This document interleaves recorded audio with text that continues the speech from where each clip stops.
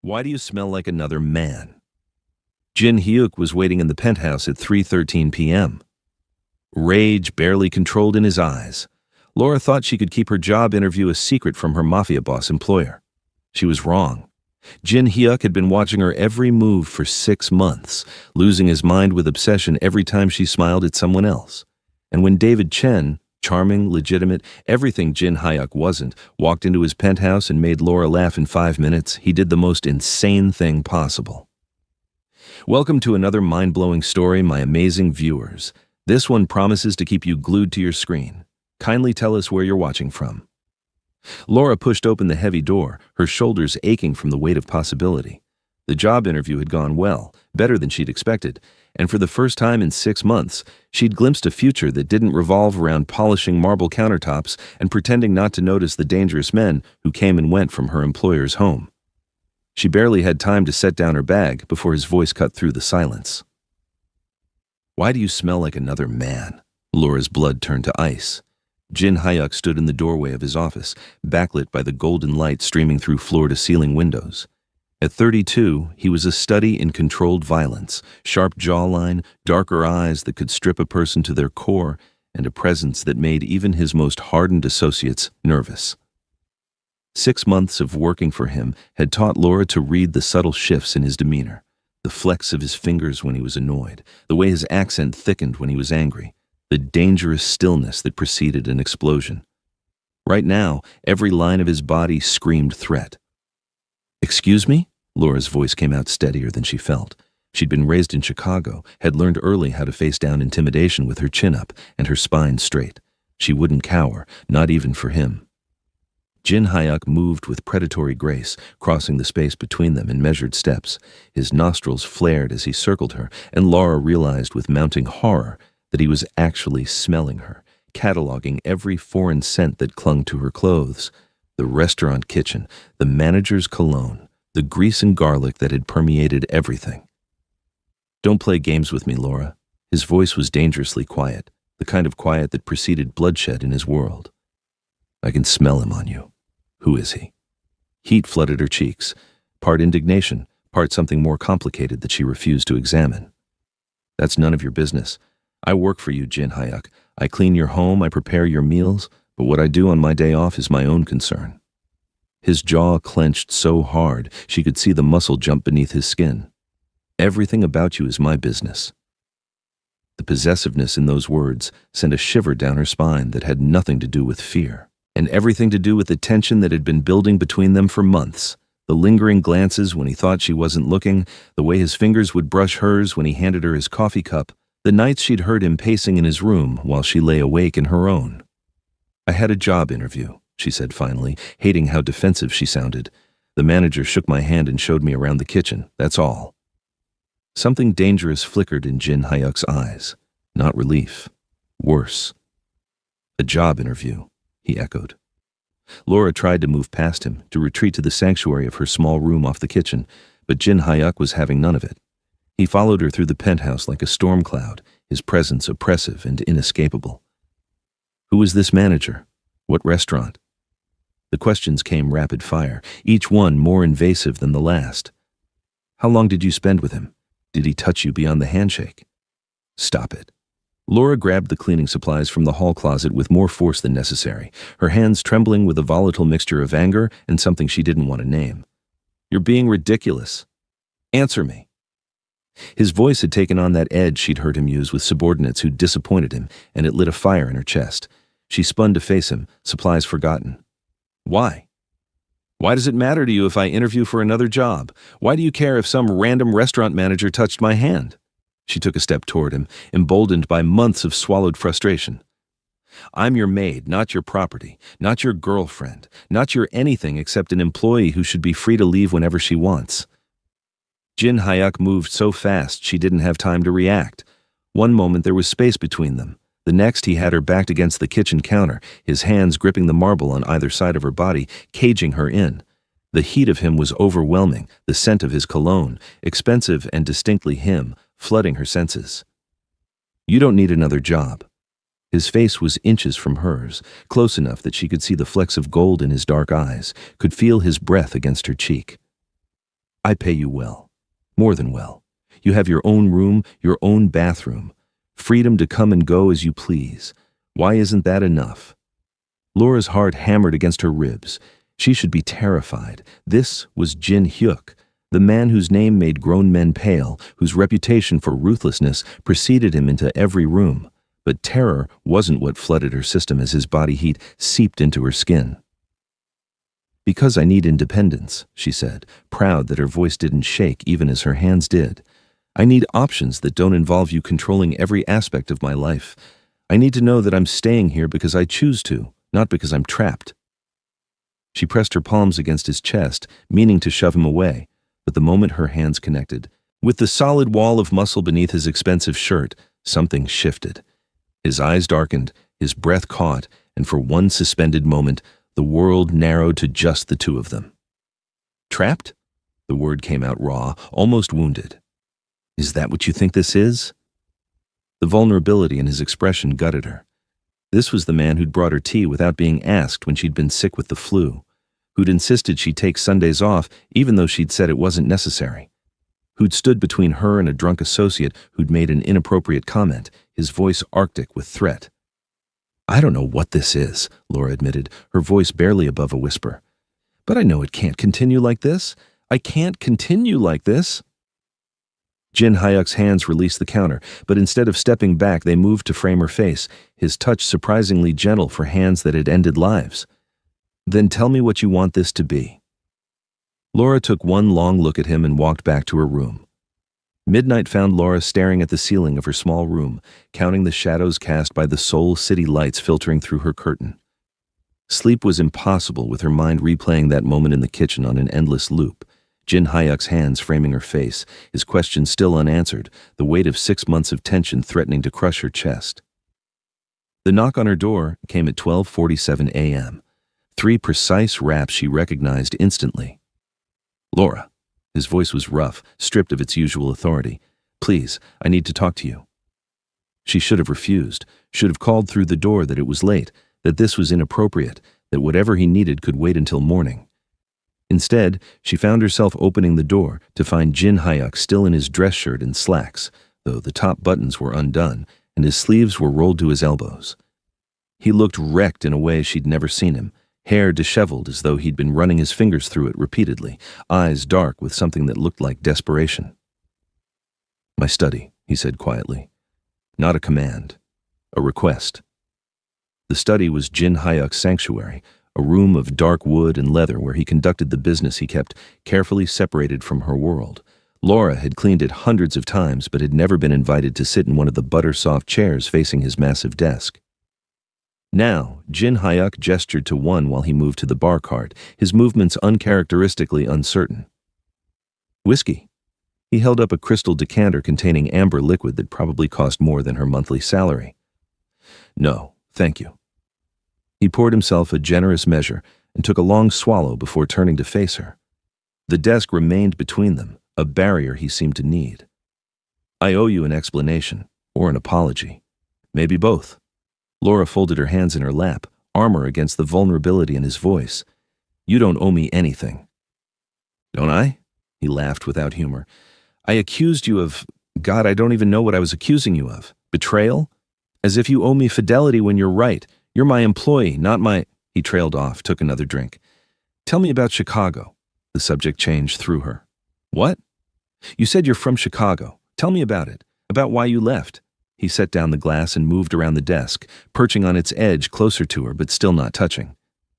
Tell me why you're in Korea, thousands of miles from home, working as a maid when you speak 3 languages and have a degree in international relations. Laura's breath caught. How did you... I know things, Laura. It's what keeps me alive in my world. His gaze was too knowing, too penetrating. What I can't figure out is what you're running from. And yes, you're running. I recognize it because I've seen it in the mirror enough times. She should have been angry about the invasion of privacy, about him digging into her background. Instead, she felt exposed, raw. It's not your concern. Humor me anyway. The words came before she could stop them, pulled out by the genuine interest in his eyes, the late hour, the exhaustion of carrying her story alone. My family wasn't family, not really. My father's hands were— She stopped, swallowed hard. I left the day I turned 18 with $300 and a one-way ticket to anywhere else. Worked my way through college, kept my head down, built a life. Then I made the mistake of trusting someone who turned out to be just like him. Jin Hyuk's knuckles went white against the desk edge. Did he hurt you? Not physically. He was smarter than that. Financial abuse, emotional manipulation, isolation from the few friends I'd managed to make. She met his eyes, defiant. I got out before it got worse, but it cost me everything. My apartment, my savings, my job. Seoul was far enough that he couldn't follow. And you came here to be alone. It wasn't a question.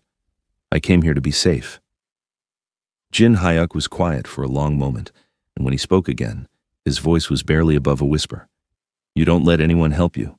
You work yourself to exhaustion. You flinch when I move too quickly. The accuracy of his observations made her chest tight. He'd been watching, really watching, seeing details she thought she'd hidden. I'm fine. You're surviving. There's a difference. He shifted, and she tensed instinctively. He froze, pain flashing across his features. See? That, right there. You think I'm going to— He pressed his hands to his face, exhaling hard. Laura, I would never hurt you. Never. You're a dangerous man, Jin Hyuk. Your world is violence. My world, yes, but not with you. Never with you. He stood, and she stood with him, prepared to flee. But he didn't advance. Instead, he caught her wrist with a touch so gentle she could have pulled away easily. I'm not trying to control you. I'm trying to understand why I can't stop thinking about you. The confession landed between them like a grenade with the pin pulled. Laura's pulse thundered in her ears, her wrist burning where his fingers circled it. She could see his heartbeat in the hollow of his throat, rapid as her own. Jin Hyuk. 6 months, he continued, his voice rough with suppressed emotion. 6 months of watching you move through my home like a ghost. 6 months of you being the last thing I think about before I sleep, and the first thing I look for when I wake. 6 months of telling myself it's just proximity, just attraction, just— He laughed bitterly. But it's not just anything, is it? This is a bad idea, Laura whispered, even as she found herself unable to pull away. I know. His thumb traced the rapid flutter of her pulse. Tell me to stop. Tell me you feel nothing and I'll never mention it again. She opened her mouth to say exactly that, to lie convincingly and rebuild the walls between them. But standing there at 2 a.m. with his fingers gentle on her wrist and his eyes holding hers with devastating honesty, the words wouldn't come. Dawn arrived too soon, and with too little sleep. Laura had managed perhaps 3 hours after finally escaping Jin Hyuk's study without answering his challenge, without admitting the truth that terrified her. She'd fled to her room, with his words echoing in her skull, had pressed her hands to her face, and tried to remember all the reasons why this couldn't happen.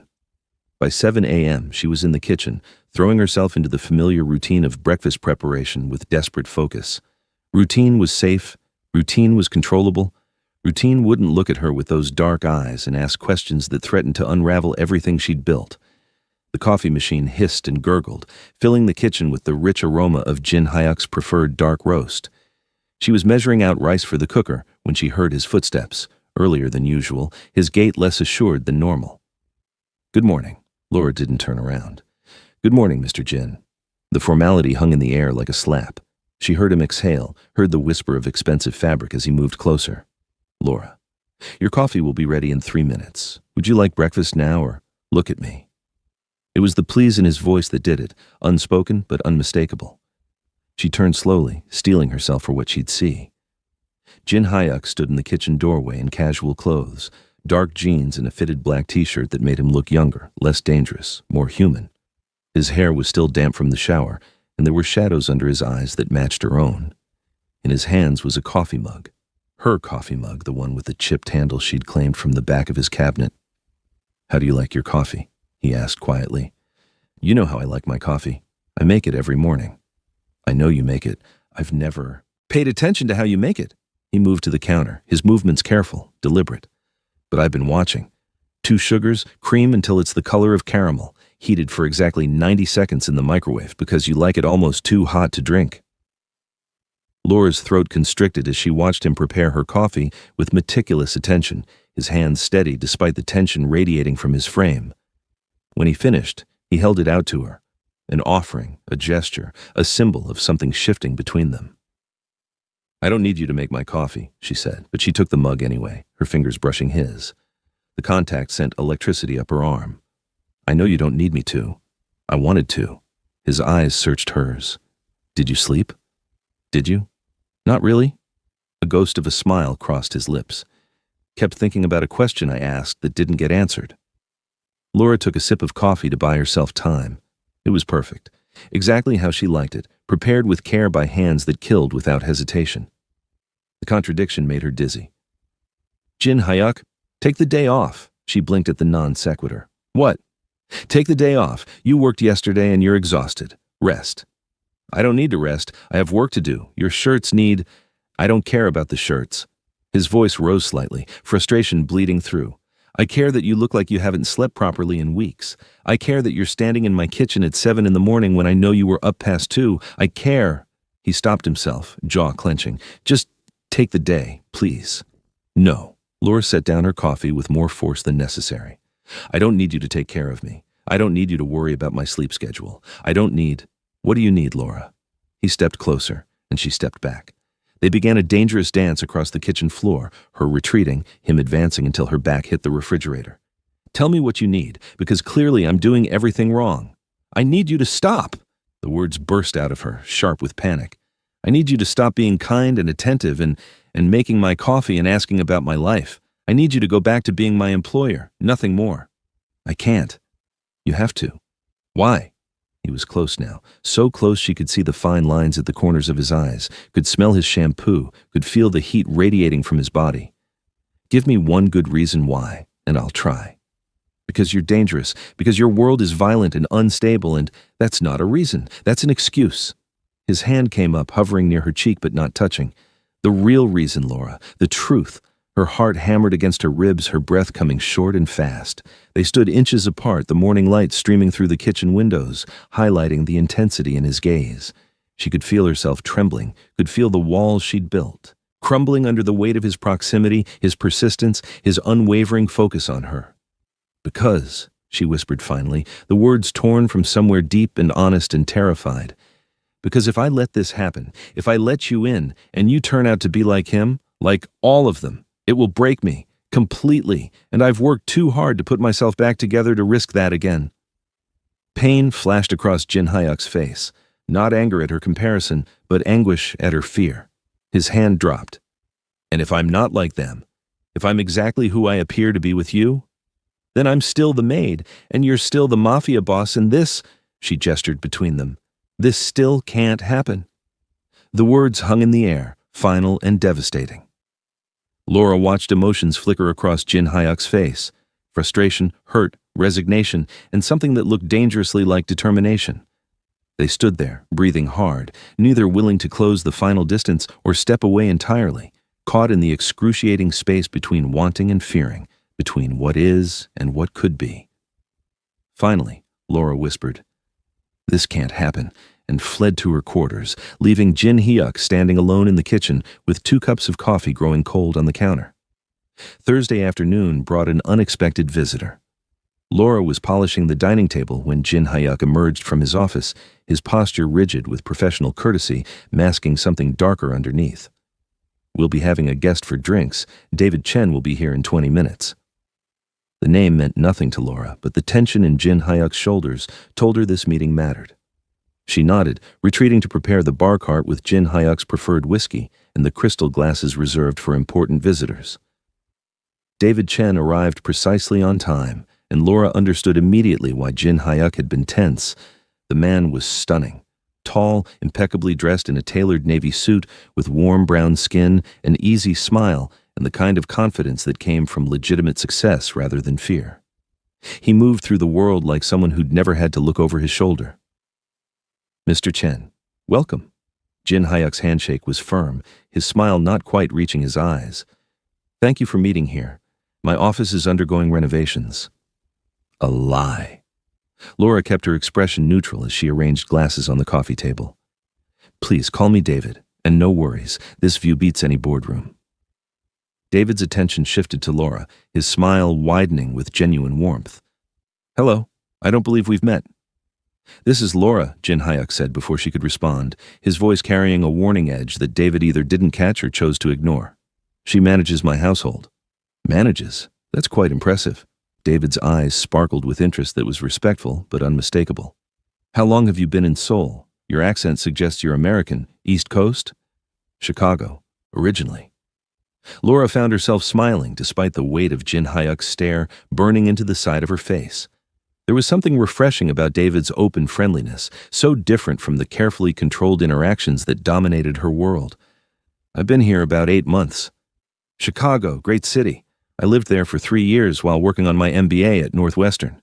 David settled into the chair across from Jin Hyuk, but kept his attention on Laura. "What brought you to Korea?"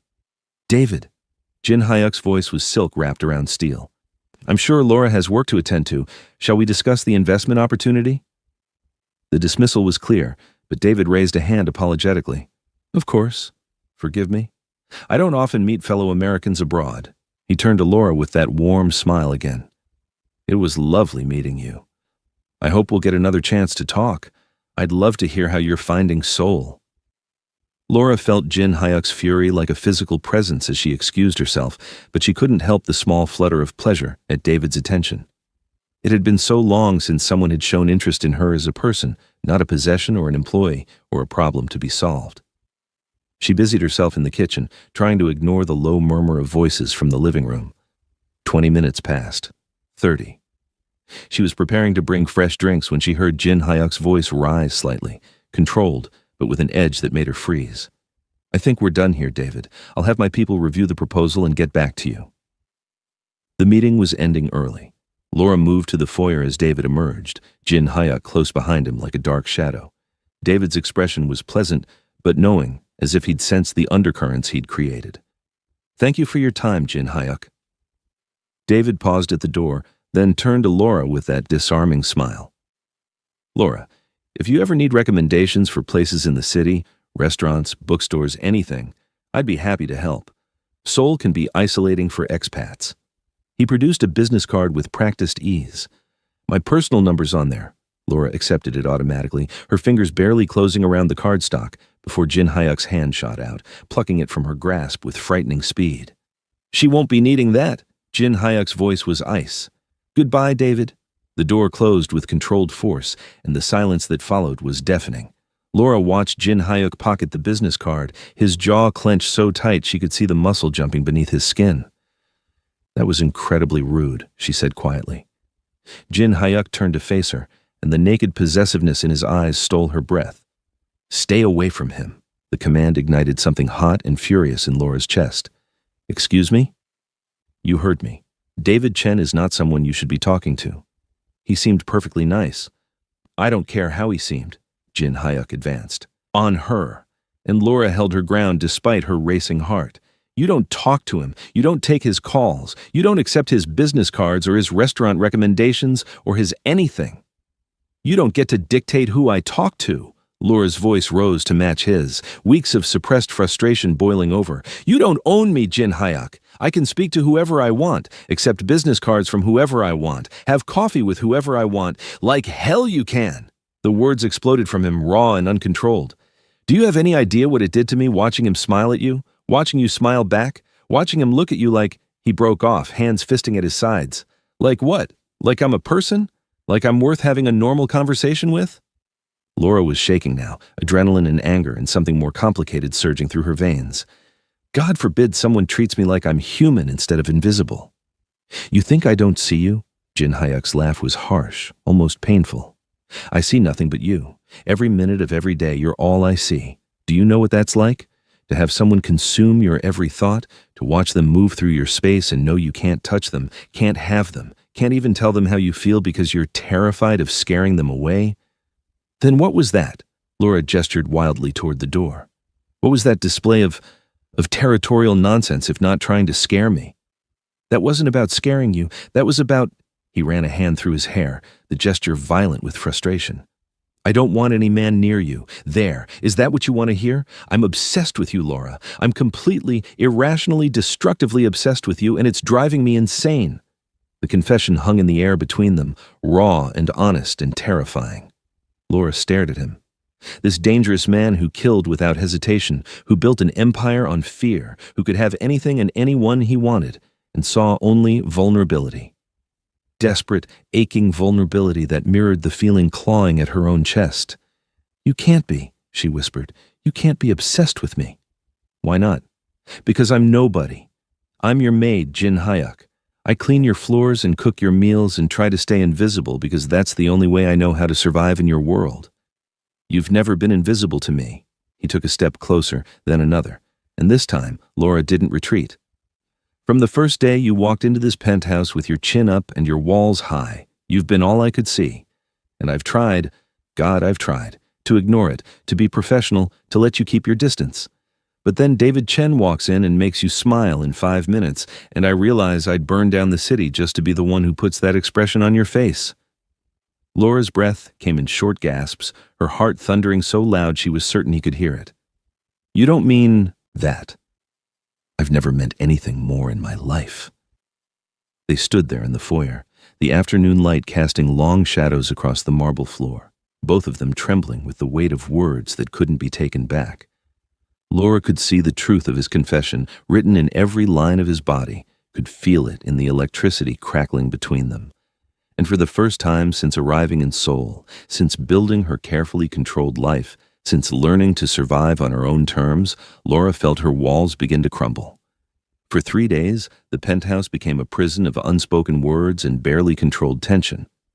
Laura and Jin Hyuk moved around each other like celestial bodies caught in orbit, unable to collide, unable to break away, the gravitational pull between them growing more dangerous by the hour. Jin Hyuk stopped going to his office downtown, conducting all business from his study with the door open, as if he needed to know exactly where Laura was at all times. She could feel his eyes tracking her movements through the penthouse, could sense him in doorways watching her work, could hear him pacing his bedroom late into the night when sleep eluded them both. Laura made mistakes she'd never made before. Burned rice. Forgot to pick up his dry cleaning. Polished the same section of countertop 3 times because she couldn't focus with his presence humming through the air like a live wire. She was exhausted, from the tension, from fighting her own feelings, from the constant awareness of him that had become a physical ache. Friday night, she served him dinner in the dining room as always, setting down the plate of bulgogi with hands that trembled slightly. As she turned to leave, Jin Hyuk's voice stopped her. "Sit." It wasn't a command. His voice was too tired, too uncertain for that. It was a plea. Laura hesitated, every instinct screaming at her to maintain distance, to keep the boundaries that had already been shattered beyond repair. But something in his expression, the shadows under his eyes that matched her own, the defeated slump of his shoulders, the raw need written across his features, made her pull out the chair across from him and sit. They were silent for a long moment. Jin Hyuk pushed food around his plate without eating, and Laura folded her hands in her lap to keep from reaching across the table. "Why me?" The question escaped before she could stop it, soft and genuinely confused. "You could have anyone, models, actresses, heiresses, women who belong in your world. Why me?" Jin Hyuk set down his fork, his gaze lifting to meet hers with such intensity it stole her breath. "Because you're the only person who's ever looked at me like I'm a man, not a monster or a bank account." "That's not—" "Let me finish." His voice was gentle but firm. "Every person in my life wants something from me. Protection, money, power, fear. Even the people who claim to care about me are calculating what I can do for them. But you?" A ghost of a smile touched his lips. "You looked at me that first day like I was an inconvenience, like I was just some guy who expected you to clean up after him. Do you know how extraordinary that is?" Laura's throat tightened. "I still expect you to clean up after yourself." "I know." The smile widened slightly before fading. "You challenge me. You push back when I'm being unreasonable. You're not afraid to tell me when I'm wrong. And when you smile, which is rare, so devastatingly rare, it feels like I've won something precious, something that can't be bought or taken, only given freely." The vulnerability in his admission cracked something open in Laura's chest. She thought of all the times she'd caught him watching her, thought he was being controlling or possessive. But what if he'd just been desperate for her attention, for a genuine connection in a world where everything was transactional? "You want honesty?" she asked quietly. "Always." "You terrify me." The words came out steady despite the emotions churning inside her. "Not because I think you'll hurt me physically, but because I'm starting to believe you might mean everything you say. And if I let myself believe that, if I let myself feel what I'm feeling, and you turn out to be like, I'm not like them. Jin Hyuk's voice was fierce. Whatever they did to you, whoever made you build these walls, I'm not them. How can I know that? You can't. Not for certain. Not without taking a risk. He leaned forward, his eyes never leaving hers.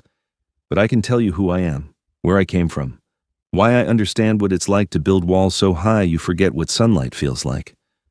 Laura found herself leaning forward too, drawn in despite herself. Tell me. And so he did. Through the cooling dinner and into the night, Jin Hyuk talked. He told her about his childhood in Busan, about a father who saw him as a tool and a mother who died too young to protect him, about being raised by his uncle in the organization, learning that love was weakness and trust was fatal, about building an empire while losing pieces of his humanity with every decision, every compromise, every life he took or ordered taken. I was 12 the first time I saw someone's body, he said quietly, his gaze distant. One of my uncle's associates. He'd been skimming money. They made me watch as a lesson. This is what happens to people who betray you. I threw up afterward, and my uncle beat me for showing weakness. Laura's hand had moved across the table at some point, covering his. She didn't remember deciding to touch him, but now his fingers had turned, interlacing with hers, holding on like she was an anchor. I'm 26, Laura heard herself say. I was in foster care from age 7 to 18, 11 different homes. Some were fine, some were... She swallowed hard. I learned early that the only person you can rely on is yourself, that needing people gives them power to hurt you. That staying invisible is safer than being seen. What happened at 7?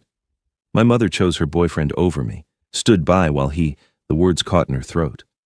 Child Protective Services removed me. She never tried to get me back. 11 years in the system and she never even called.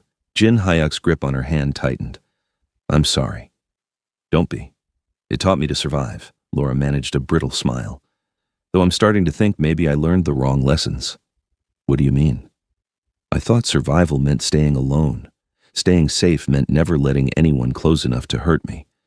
But sitting here with you, telling you things I've never told anyone, I'm wondering if maybe survival isn't the same as living. They talked until the Seoul skyline blazed with lights, until the dinner had long gone cold, until the words ran dry and left only the truth hanging between them. Two people who'd survived by staying isolated, now terrified and exhilarated by the possibility of something more. Laura, Jin Hyuk said finally, his voice rough with emotion and exhaustion. I can't promise I won't hurt you. I can't promise this won't be complicated or messy or sometimes frightening. But I can promise that I will never intentionally betray you, never use you, never make you feel small or worthless or alone. Those are the only promises I know how to keep. Laura looked at their joined hands on the table, at this dangerous man who'd peeled back his armor to show her his scars, at the leap of faith he was asking her to take. I'm scared, she whispered. So am I. What if we destroy each other? What if we don't? Jin Hyuk's thumb traced circles on her palm, the gesture achingly tender. What if this is the thing that finally makes us both feel alive?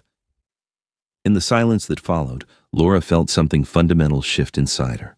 The walls she'd built so carefully over years of survival began to crack, letting in light and possibility and terrifying, exhilarating hope. She thought of David Chen's business card, of her planned escape routes, of all the ways she'd prepared to run. And for the first time since arriving in Seoul, Laura wondered what it might feel like to stay. The call came 3 days later while Laura was preparing lunch. She didn't recognize the number but answered anyway, hungry for any distraction from the tension that had become unbearable since the latter incident.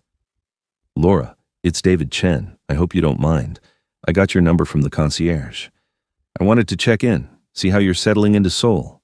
His voice was warm, easy, safe. Everything Jin Hyuk's wasn't. They talked for 20 minutes about nothing important. Good restaurants, bookstores, the best places to watch the sunset. When David asked her to dinner, Laura heard herself say yes before really considering the implications. She mentioned it to Jin Hyuk that evening while serving his dinner, keeping her voice carefully, neutral. David Chen called. He invited me to dinner tomorrow night.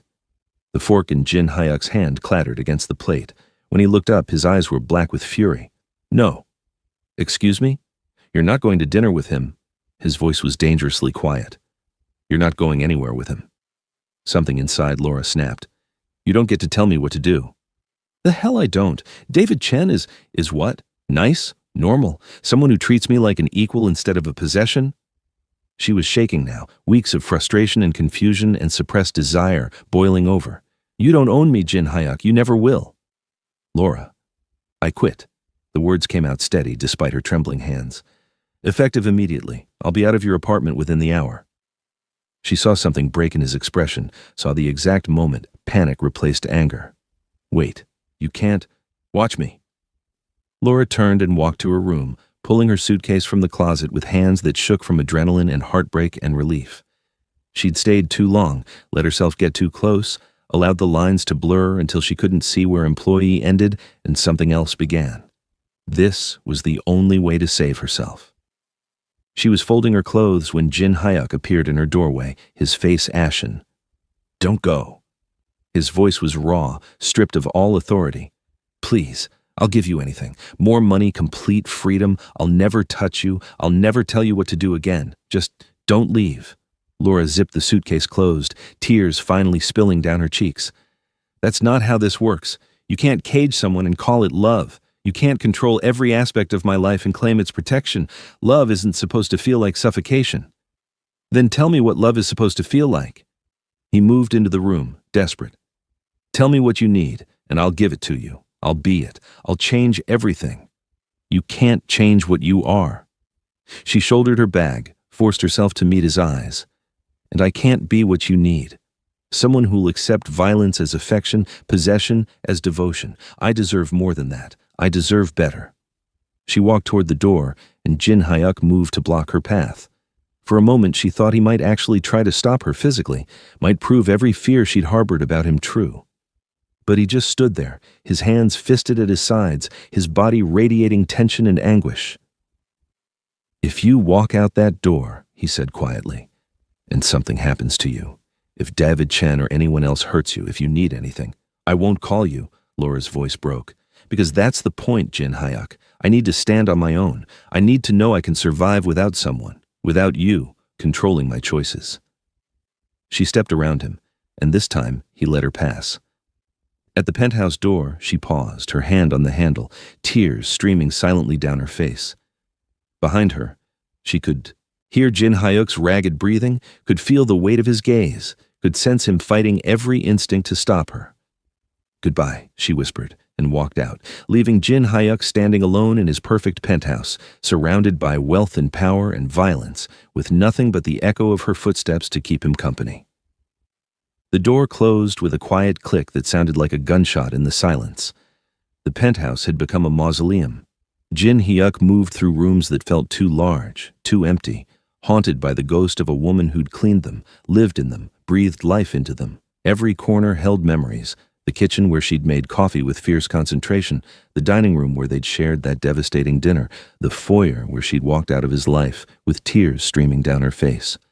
3 weeks, 21 days, 504 hours since Laura had left, and Jin Hyuk was coming apart at the seams. His associates noticed. Park mentioned it carefully after a meeting where Jin Hyuk had nearly put a bullet through someone for a minor infraction. Boss, maybe you should take some time off. I seem what? Jin Hyuk's voice was ice. Park wisely didn't finish the sentence. The drinking started around day 5, not enough to impair him. He couldn't afford that kind of vulnerability in his world, but enough to dull the ache that had taken up permanent residence in his chest. The whiskey helped him sleep, helped him stop listening for footsteps that would never come, helped him forget the way she'd looked at him before walking away. Work suffered. He couldn't focus during meetings, couldn't summon the energy to deal with the endless territorial disputes and power plays that usually gave his life structure. His empire ran on fear and respect, but lately he'd been running on nothing but exhaustion and regret.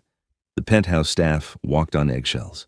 He'd hired a new housekeeper, fired her after 2 days because she wasn't Laura. Hired another, fired her after 1. Eventually, he stopped trying, let the dust accumulate, let dishes pile up in the sink, let his perfect, controlled world slowly decay around him. At night, he stood at the windows overlooking Seoul and wondered where she was, if she was safe. If David Chen had taken her to dinner, made her laugh, offered her the normal life Jin Hyuk could never provide, the thought made him want to burn the city down, but he'd promised himself he wouldn't look for her. She'd asked for space, for autonomy, for freedom from his control. So he gave it to her, even though it was killing him. The doorbell rang at 11:47 p.m. on a Friday night, 3 weeks and 2 days after she'd left. Jin Hyuk was halfway through a bottle of whiskey, staring at financial reports he couldn't process, when the sound cut through the silence. He moved to the door on instinct, hand automatically going to the gun at his waist. No one visited unannounced at this hour, unless there was a problem. He checked the camera feed and froze. Laura stood in his hallway, soaked from rain, her clothes plastered to her frame. Her hair hung in wet ropes around her face, and even through the grainy security footage, he could see her eyes were red and swollen from crying. Jin Hyuk had the door open before his brain caught up with his body. "Laura." Her name came out strangled, disbelieving. "What? I'm sorry." Her voice cracked, barely audible. "I'm so sorry. I know I shouldn't be here. I know I said I wouldn't come back, but I didn't know where else to go, and I—" A sob cut off her words. Jin Hyuk didn't think. He pulled her inside, his hands shaking as he grabbed blankets from the linen closet, wrapped them around her trembling shoulders. She was freezing, soaked through, looking at him with such devastation it made his chest hurt. "Don't apologize." He guided her to the couch, keeping his movements careful and non-threatening despite the panic clawing at his throat. "Never apologize for coming here. Tell me what happened. Are you hurt? Did someone—" "No, yes, I don't know." Laura pulled the blankets tighter, her teeth chattering. "The restaurant. The manager, he said I was hired because he liked my smile. Said he expected me to be grateful. When I refused his advances, he fired me. I can't make rent now, can't afford food. I've been sleeping at a hostel, but—" Another sob broke free. "I hate myself for coming here. I hate that you were right about needing to be careful. I hate that I'm so weak I couldn't even last a month on my own." Jin Hyuk felt rage ignite in his veins, white-hot and murderous. The manager's name, address, and entire life history would be on his desk within the hour. But Laura didn't need his anger right now. She needed his steadiness. "You're not weak." He moved to the kitchen, started heating water for tea with hands that wanted to destroy something. "You're one of the strongest people I've ever met. What happened isn't your fault. I should have handled it better, should have seen it coming, should have what? Accepted harassment to keep a job?" Jin Hyuk brought her the tea, sat beside her, but didn't touch, giving her space to breathe. "None of this is on you, Laura. None of it." She wrapped her hands around the mug, staring into the steaming liquid. "I've been so alone," she whispered finally. "I thought I wanted independence, wanted to prove I could survive without anyone. But it's been 3 weeks of sleeping in a room with 6 strangers, eating ramen because it's all I can afford, jumping at every shadow because I don't feel safe. And tonight, when that manager grabbed my arm on my way out, all I could think was that I wanted to call you, that I needed you, and I hated myself for it. Why? Because needing people has only ever hurt me before." Jin Hyuk set down his own mug with careful precision, his heart hammering. What if it didn't have to? What if needing someone could be different? Laura finally looked at him, tears streaming down her face. "I don't know how to believe that." "Then let me show you." He opened his arms, an invitation, not a demand. "Let me prove that needing me won't hurt you, that I can be what you need without taking pieces of you in return." She broke. The careful control she'd maintained since arriving shattered, and she collapsed against his chest, sobbing with 3 weeks of accumulated pain and pride and exhaustion. Jin Hyuk wrapped his arms around her, holding her while she cried, murmuring reassurances into her hair, letting her purge everything she'd been carrying alone. "I'm so tired of being alone," she whispered against his chest when the sobs finally subsided to hiccups. "Then don't be," Jin Hyuk murmured, his lips pressed to her temple. "Not anymore. Stay. Not as my employee, not as someone who owes me anything, just stay. Let me take care of you while you figure out what you want. No strings, no demands, just safety and time and someone who—" He swallowed hard. "Someone who loves you enough to let you be free within these walls." Dawn found them still on the couch, Laura curled against Jin Hyuk's chest, his arms wrapped protectively around her. The rain had stopped, and Seoul sparkled with that clean clarity that follows a storm. Jin Hyuk hadn't slept. Couldn't, not when she was finally back, when her breathing had finally evened out, when her fingers were still clutched in his shirt like she was afraid he'd disappear. She stirred around 7, blinking up at him with eyes puffy from crying. For a moment she looked disoriented, then reality crashed back and he saw panic flicker across her face. "I stayed," she said unnecessarily. "You did." Jin Hyuk's hand moved to her hair, smoothing it back gently.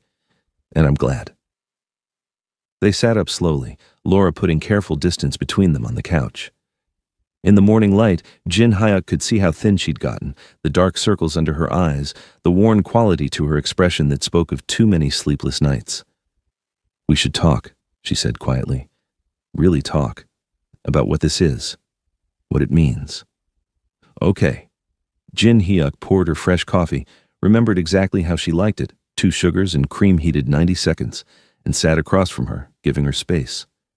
"What do you need to say?" Laura wrapped her hands around the mug, gathering her thoughts. "I'm terrified of depending on you. Every person who's helped me, my foster families, my ex, even well-meaning strangers, they demanded pieces of me in return. My gratitude, my compliance, my silence about things that hurt me. I learned that accepting help means accepting control." "I understand." Jin Hyuk kept his voice level, non-threatening. "I need you to understand something too. My need for control. It's not about power over you. It's about survival. I grew up in a world where losing control meant death, where caring about someone made you vulnerable.